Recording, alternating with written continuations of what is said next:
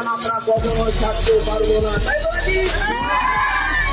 বলে অবগত রয়েছি এই ভারতবর্ষের মধ্যে একটা অঙ্গরাজ্য উত্তরপ্রদেশ, যেখানে প্রায় 30% উপরে মুসলমান বসবাস করে।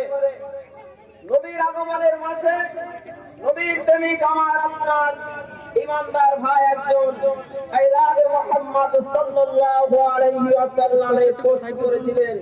তিনি লিখেছিলেন, এর কারণে নবীর পুলিশরা তেনার নামে ফায়ার করেছে।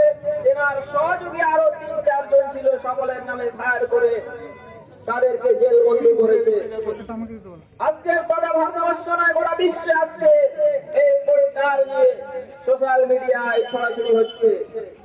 আজকের আমরা এই সংক্ষেপ ক্ষুদ্র মজলিস থেকে এই ভারতবর্ষের প্রধানমন্ত্রীরা এবং এই ধরনের যে সমস্ত রাজ্য মন্ত্রী লেভেলে রয়েছে তাদেরকে সতর্ক করতে চাচ্ছি।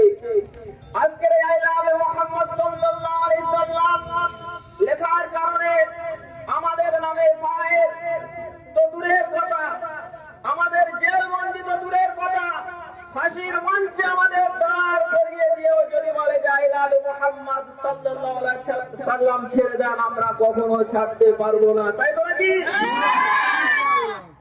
আমরা ফাঁসির রশি দিয়ে চিৎকার দিয়ে উচ্চ স্বরে বলবো আইলাবে মুহাম্মদ সাল্লাল্লাহু আলাইহি ওয়াসাল্লাম।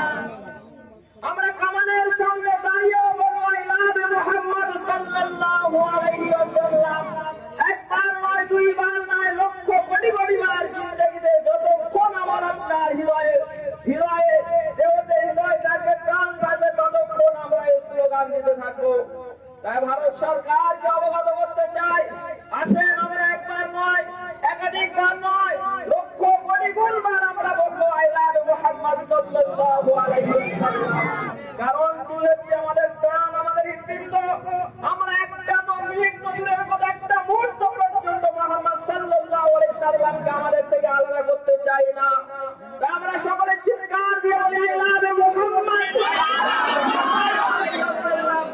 আইলাবে মুহাম্মদ, আইলাবে মুহাম্মদ সাল্লাল্লাহু আলাইহি ওয়াসাল্লাম।